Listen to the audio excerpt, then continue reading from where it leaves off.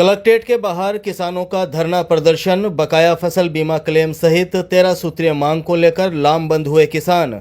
Churu collectorate के सामने सोमवार को बकाया फसल बीमा क्लेम सहित विभिन्न समस्याओं को लेकर किसानों ने धरना प्रदर्शन किया। अखिल भारतीय किसान सभा के बैनर तले आयोजित इस आंदोलन में हजारों किसान जिले भर से पहुंचे। सुजानगढ़ तहसील से कई किसान पैदल यात्रा कर धरना स्थल पर पहुंचे। मौके पर सांसद राहुल कसवा, तारानगर विधायक नरेंद्र बुडानिया, रतनगढ़ विधायक पूसाराम गोदारा, सादुलपुर विधायक मनोज न्यांगली, कांग्रेस प्रदेश उपाध्यक्ष रफीक मंडेलिया व एडवोकेट निर्मल प्रजापत सहित कई जनप्रतिनिधि मौजूद रहे। कानून व्यवस्था बनाए रखने के लिए भारी पुलिस जाब्ता तैनात किया गया। सांसद राहुल कसवा की अगुवाई में किसानों ने खरीफ 2025 की फसलों के बकाया बीमा क्लेम सहित 13 सूत्रीय ज्ञापन जिला प्रशासन को सौंपा। प्रमुख मांगों में फसल कटाई प्रयोग में पारदर्शिता, मूंग मोठ के सड़े गले दानों का क्रॉप कटिंग रिपोर्ट में शामिल न करने, ट्यूबवेल किसानों को 6 घंटे बिजली आपूर्ति, अतिवृष्टि व गोजालट से नष्ट फसलों की विशेष गिरदावरी, खरीफ 2021 व 2022 के लंबित बीमा क्लेम जारी करना तथा खरीफ 2023 के क्लेम से सैटेलाइट डेटा की बजाय क्रॉप कटिंग रिपोर्ट को आधार बनाने की मांग शामिल रही। इस मौके पर सांसद राहुल कसवा ने शाम 4 बजे करीब कहा कि किसानों की समस्याओं की लंबे समय से अनदेखी हो रही है। फसल बीमा योजना किसानों के लिए राहत का माध्यम है, लेकिन बकाया क्लेम समय पर न मिलना अन्याय है। उन्होंने आश्वासन दिया कि किसानों की मांगों को केंद्र और राज्य सरकार के समक्ष मजबूती से रखा जाएगा और समाधान तक संघर्ष जारी रहेगा। किसानों ने बैंकों और बीमा कंपनियों की लापरवाही से वंचित 96,000 किसानों को रबी 2017-18 से खरीफ 2020 तक के बकाया क्लेम दिलवाने, बिजली के स्मार्ट मीटर पर रोक, हाई टेंशन लाइन के नीचे की भूमि का बाजार भाव से 4 गुना मुआवजा तथा सालासर क्षेत्र में अतिक्रमण हटाने की मांग की।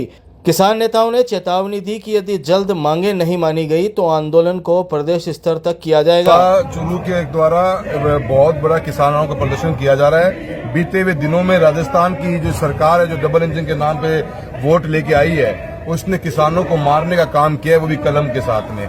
2025 की क्रॉप कटिंग चल रही है। मूंग इस बार दागी हो चुका है और पटवारी और कृषि पर्यवेक्षक, बीमा कंपनी के अधिकारियों के साथ जो क्रॉप कटिंग का काम शुरू किया है, उसके अंदर दागी मूंग को भी साथ तोलने का काम किया जा रहा है। क्या दागी मूंग सरकार एमएसपी पे परचेज कर लेगी? किसान को उसका फायदा कैसे मिलेगा?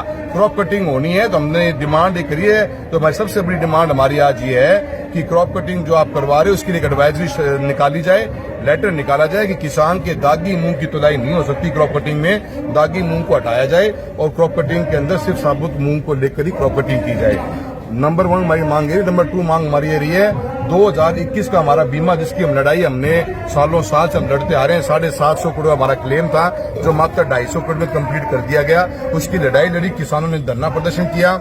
हमने दिल्ली के अंदर सरकारों के साथ मीटिंगें करी, काफी बातें चली और राजस्थान की कांग्रेस की सरकार ने जाते समय दोबारा से स्टैक बिठाई और रिव्यू किया उस फैसले को, और फैसला 29/2/2024 को बाहर निकल के आया कि चूरू जिले के किसानों को क्रॉप कटिंग के आधार पर क्लेम मिलेगा। उस फैसले को इस सरकार ने 1 सितंबर को खारिज कर दिया। 500 करोड़ का हमारा क्लेम था जो 21 में मिलना था, वो हमारा क्लेम खारिज कर दिया। ये सरकार हमारा क्लेम फिर से गिटने का काम कर रही है। ये हमारे 2 बहुत बड़े मुद्दे रहे हैं। अभी बहुत सा ज्यादा हमारा ये बड़े हाई टेंशन वायर जा रहे हैं, किसानों को सही मुआवजा नहीं मिल रहा, उसके बारे में हमने किसान से बात करी है। और किसान अपनी फसल निकाल चुका है 25 की, अभी तक एमएसपी की परचेज का सेंटर खोलने की कोई बात नहीं चली। तो हमने सेंटर के बारे में भी एडवाइजरी सरकार इशू करे, प्रशासन इशू करे कि भी हम कब परचेज करना शुरू करेंगे एमएसपी के ऊपर।